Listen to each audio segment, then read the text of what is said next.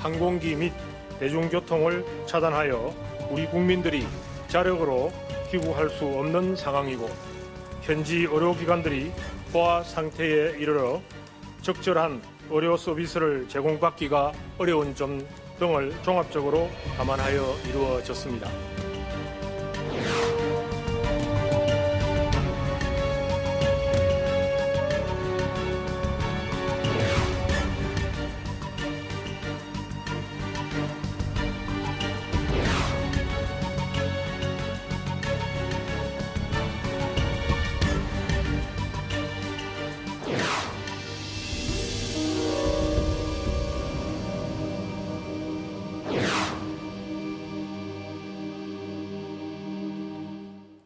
네, 중국에서 신종 코로나 바이러스로 인한 사망자 수가 132명으로 늘었습니다. 확진자도 5,997명으로 늘어났습니다. 어제보다 1,400명 넘게 늘어난 겁니다.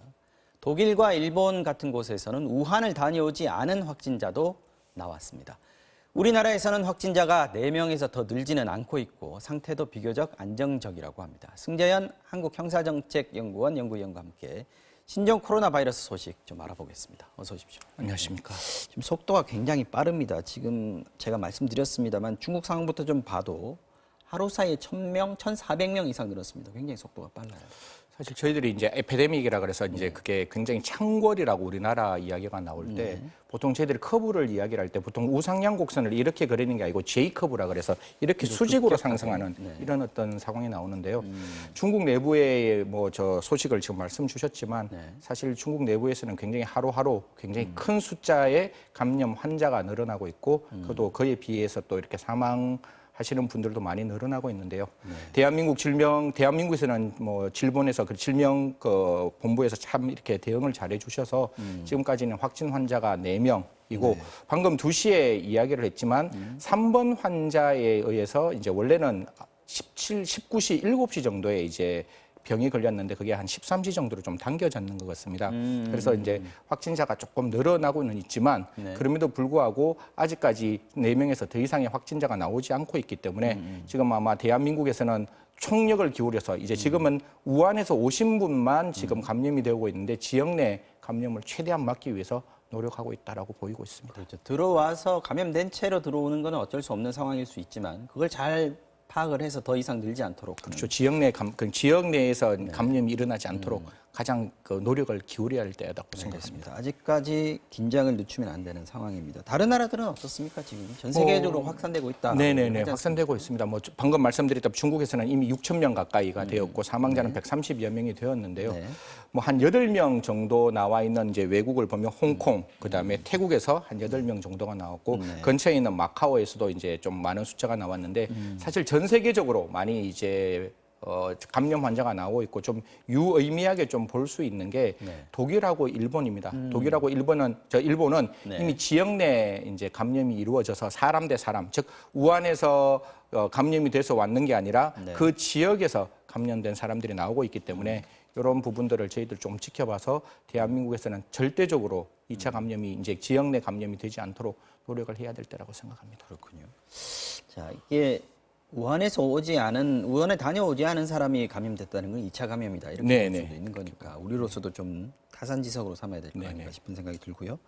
우한에 살고 있는 우리 교민들 지금 데려오기로 했습니다. 내일하고 모레 전세기 4편 보내서 오기로 했는데 따로 이렇게 특별히 좀 관리를 하는 거죠. 네, 그렇죠. 사실 대한민국에서 가장 중요한 건 우리나라 국민을 보호하는 게 대한민국 제1의 임무인 것이고 국가의 역할이고 그래서 아마 우한에서 있는 우리 자국민에 대해서 아마 전수조사를 해서 얼마 정도 지금 한국으로 돌아가고 싶느냐라고 했을 때 한 700여 명의 어떤 사람들이 돌아가고 싶다라고 이야기했고 아마 31일 전세기 4대를 띄워서 이제 자국민 보호의 원칙에 따라서 대한민국으로 돌아오게끔 만드는데요. 아마 전세기의 좌석 수는 1,000여 석이 넘기 때문에 충분히 돌아오는 데는 문제가 없을 듯합니다. 다만 한 2가지 정도의 이제 저희들이 보통 우리가 감염이 일어났을 때 가장 원시적인 방법이지만 가장 확실한 방법을 무엇이라고 이야기하는가 하면 초기에 감염된 사람을 발견하고 그다음에 그 감염된 사람을 최대한 잘 격리를 해서 제2차 감염이 발생되지 않도록 만드는 것인데 지금 같은 경우에는 중국에서 돌아올 때 약간의 지금 혼선이 있지만 발열이 있다든가 기침이 있다든가 호흡기 질환이 있다든가 근육통이 있는 경우는 지금 아마 아직은 정리돼야 되지만 좀 탑승이 어렵지 않을까라는 부분이 있고 의심 증상이 있는 그렇죠. 분들. 의심 증상이 있는 부분. 이거는 대한민국에서 그것을 뭐 절대로 불허했는 것이 아니라 중국 내에서 비록 대한민국 국민과 같이 결혼했지만 중국 국적을 가지고 있는 분들은 대한민국에서 거부를 했는 것이 아니라 중국에서 그분들을 바깥으로 나오는 것을 좀 거부하고 있기 때문에 그분들은 탈 수 없다 이렇게 지금 나오고 있습니다. 그래서 아마 전 세계가 대한민국에 이제 들어오게 되면 적극적인 어떤 격리 조치를 취할 건데요. 그 적극적인 격리 조치도 대한민국에서 가장 안전한 곳 그리고 가장 다른 국민들과 좀 이렇게 접촉이 좀 떨어져 있어서 그 국민들도 안전하고 오신 분들도 안전하게 그렇게 될 수 있는 장소를 정부가 지금 적극적으로 찾고 있다라고 이야기하고 있습니다. 지금 천안 얘기가 나왔었다가 지금 뭐 다시 충북 진천 진천하고 이야기도, 예. 아산 얘기가 지금 네네. 나오고 있는데 이게 지금 확정된 건 아니라는 예, 거죠? 확정된 건 아니고 분명히 이제 그 두 곳은 다 저도 진천은 한번 가봤는데요. 그곳은 이제 뭐 인재 개발원도 똑같습니다. 국민들이 접근할 수 없는 공무원들의 어떤 연수하는 장소고 승진을 할 때 갔던 장소고 장소가 좀 많이 좀 떨어져 있습니다. 떨어져 있어서 일반 주거지에서. 예, 일반 주거지에서 그래서 그 부분이 조금 유력하지 않느냐 싶은데 저는 또 개인적으로 한 가지 아쉬운 점은 사실 대한민국이 앞으로는 이런 일이 발생할 때를 대비해서 공항 근처에 바로 내리자마자 이런 어떤 정상이 발생했을 때 격리 조치할 수 있고 그 근처에 굉장히 종합센터가 만들어져서 엄합 치료를 할 수밖에 없는 거잖아요. 지금 만약에 진천이라든가 아니면 뭐 아산 쪽에서 혹시나 그곳이 이제 확정된다면 그곳에서 저희들이 이제 24시간 능동 감시를 할 것이고 14일 동안 이제 뭐 관찰을 해서 특별한 증상이 없으면 가족분들에게 100% 이제 가게 되는데 그 사이에 만약에 한두 분이라도 아프신 분이 있으면 최선을 다해서 치료를 해야 되는데 지금 두 장소는 일반적인 종합병원하고 조금 떨어져 있는 병원은 장소라서 아니니까요. 예, 좀 일단 떨어져 있는 격리를 위한 장소라서. 장소고 그렇죠. 만약에 그 중간에라도 뭐 증상이 나타나거나 14일 동안 격리돼 네네. 있다고 하니까 그러면 따로 이제 다시 또 병원으로 이송되는 예, 절차가 있겠군요. 있겠죠. 예, 그래서 그 장소가 조금 떨어져 있기 때문에 앞으로는 좀 이렇게 공항 근처에 병원 시설과 격리 시설이 좀 잘 만들어지는 그런 것도 차후에 저희들이 고민해야 될 부분이라고 생각하고 있습니다. 이번에 그 전 세계 왔다 갔다 하는 거 있지 않습니까? 네네. 지금 빈 비행기로 가서 우한에서 우리 교민들을 태우고 오는 거 아니겠습니까? 갈 때 좀 우리가 중국을 지원할 물품들 좀 싣고 간다고 그러던데. 뭐 어제 저도 되게 마음이 아팠는데요. 중국 내부에서는 지금 마스크가 없어서 옛날에는 굉장히 싼 가격이었는데 그걸 뭐 굉장히 비싼 가격으로 이야기를 하면서 우리나라에서도 지금 마스크 가격이 올랐다고 그렇죠. 난립니다. 예, 난리인데 뭐 전 대한민국에서는 충분히 그 정도 여력은 있고 빨리 그거는 이제 수급하면 되는데요. 중국에 가는 그 비행기 안에 마스크와 방호복을 지금 가지고 가서 중국 내에서 지금 고통받고 있는 사람들에 대한 인도적인 조치를 지금 취하고 있다. 그래서 갈 때도 지원할 수 있는 물품을 가지고 오고 올 때도 그 비행기 안에는 아마 제가 봤을 때는 신속 대응팀, 그다음에 의료진, 간호원, 그다음에 그 외 나머지 분들이 타서 1차적인 능동 감시를 할 것이고 또 탈 때도 감시를 할 것이고 비행기 안에서도 안전한 조치를 취할 거고 내려서도 지금 그 장소까지 갈 때 최선을 다해서 안전한 조치를 취하는 그런 방안을 모색하고 있다고 보이고 있습니다.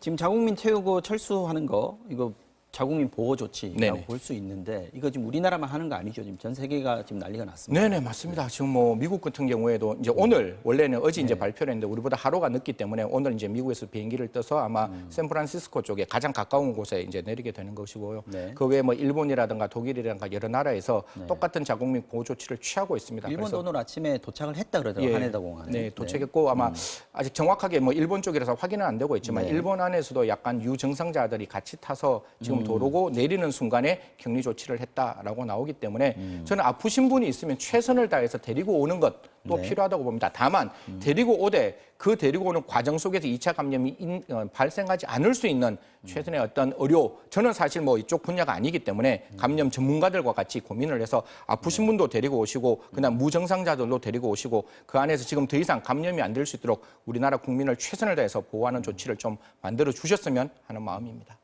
아까 잠깐 얘기가 나왔습니다만은 지금 보도들을 보면 천안 그 전세기 타고 오신 분들을 어디다 격리할 것인가 천안이라는 얘기가 확정적이 아니었는데 좀 흘러나왔습니다. 그러고 나서 인터넷에서 지역 주민들이 반발한다 이런 얘기들이 나와서 장소가 다시 바뀐 거 아니냐 이런 얘기들 나오고 있는데 이런 거 보시면 어떻게 저는 뭐 만약에 제가 천안에 살고 있으면 만약에 이건 정말 뭐 패널의 마음이 아니라 딸을 키우는 아버지의 마음이면 다소 불편하겠죠. 왜냐하면 걱정은 될 수 있습니다. 굉장히 걱정은 될 수 있죠. 하지만 대한민국 국민에서 그 데리고 오시는 분들은 절대로 지금 아프신 분들이 아니거든요. 그분들은 첫째 1차적인 그 선별 조치를 취해서 증상이 없는 분들을 모시고 왔고 모시고 왔는 분이 만약 그게 김포가 됐건 인천이 됐건 오는 과정에서도 굉장히 엄격한 어떤 그 통제 장치를 통해서 왔고 그다음에 그 안에서도 절대로 외부와 격리되어 있는 상황이고 제가 이게 의료진이 아니라서 정확하게 말씀드리긴 그렇지만 어제 이 문제 때문에 이제 주위에 있는 의사 선생님들과 많이 이야기를 나누어 봤는데요. 이게 바이러스라는 게 어떤 세포 속에서 살아야지만 그것이 이제 생존력이 발생을 하는데 그게 일정 바깥으로 나오면 사실상 그게 살기가 되게 어렵다고 합니다. 그래서 격리되어 있는 상황에서 공기 중에 전파라는 것은 아직까지 명확하게 나와 있지 않기 때문에 절대로 분말, 그러니까 입에 어떤 그 접촉이라든가 그다음에 점막을 통해서 감염되는 것이지 공간이 떨어져 있는 곳에서는 감염 안 되고 있기 때문에 그 장소가 좀 철저하게 격리되는 것을 국가가 정확하게 보증을 한다면 어떠한 장소도 좀 같이 이해하고 공감하고 같이 좀 이렇게 고통이라고 말하면 좀 그렇죠. 이런 아픔을 같이 공유했으면 좋겠습니다. 알겠습니다. 이게 전염병이 돌 때마다 지금 반복되는 일인데 감염자나 또 뭐 감염자가 왔던 지역, 뭐 가장 최초 발병 지역 이런 부분들에 대한 혐오 정서 같은 것들이 좀 많이 나타나고 있어요. 지금 우리나라에서도 이런 일들이 좀 일어나고 있는 것 같은데 걱정입니다. 제노포비아라고 해서 이런 혐오는 정말 없어야 되는 거죠. 그 제노포비아가 그것을 넘어서 가짜 뉴스로 만들어진다는 거는 정말 있을 수 없는 일인데 지금 가짜 뉴스가 너무나 많이 퍼지고 있습니다. 그래서 이러한 가짜 뉴스가 퍼뜨려졌을 때는 형법상 처벌받을 뿐만 아니라 이렇게 SNS를 통해서 약간의 영웅의식으로 가짜 뉴스를 어제 보니까 뭐 특정 로고까지 올라와서 뭐 5번 확진자, 5번 확진자가 나왔다. 뭐 어떤 게 있습니까, 진짜? 5번 확진자 나왔다는 가짜 뉴스. 예, 그게 뭐 특정 언론사에 그 로고가 붙어 있고 그 로고에 이렇게 기사화되어 있는 기사처럼 만들어 버렸군요. 5번 확진자라고 하니까 그걸 처음 보는 사람들은 그럼 벌써 5번이 나왔다는 거야라는 생각. 그다음에 거기 나오는 내용들이 굉장히 정부가 대처를 늦장되어 대처를 하고 있다 뭐 이런 형태의 논의가 나오고 있기 때문에 이런 거는 방송통신심의위원회에서도 적극적으로 지금 그것을 차단하고 있고 우리 여러 가지 사이버 관련된 어떤 범죄들로 분명히 처벌받을 수 있기 때문에 그런 분들에 대해서는 그런 어떤 내용을 퍼나르는 일은 굉장히 하지 않으셔야 되고 가짜 뉴스는 절대로 만들지 않으셔야 된다고 생각을 합니다. 알겠습니다. 마지막으로 조금 이 와중에 좀 훈훈한 얘기인 것 같아서 소개를 좀 해주셨으면 좋겠는데 전세기, 떠나는 전세기에 베테랑 승무원들이 자원을 했다 이런 얘기가 있습니다. 이건 좀 좋은 소식이에요. 예, 그 노조에서 사실 이게 되게 걱정을 많이 했거든요. 뭐 저만 하더라도 저도 가기 싫겠죠. 거기를 가자 그러면 하지만 찝찝하죠, 예, 아무래도. 예, 노조에서 적극적으로 간다라고 이야기하고 그 국민들을 위해서 노력하고 있는 어떤 대한민국 특정 항공사에 계시는 분들에게 다시 한번 경의의 말씀을 전하고 대한민국 국가에서는 이분들이 2차 감염되지 않을 수 있도록 또 이분들에 대해서 최대한 어떤 보호 장치를 조금 해주셨으면 하는 마음입니다. 그래서 돌아오는 700여 분의 대한민국 국민과 그다음에 거기 있는 모든 어떤 관계자들께서 건강하고 아무 탈 없이 가족으로 돌아갔으면 하는 마음입니다. 알겠습니다. 자, 지금까지 승재현 한국형사정책연구원 연구위원과 함께 말씀 나눠봤습니다. 오늘 고맙습니다.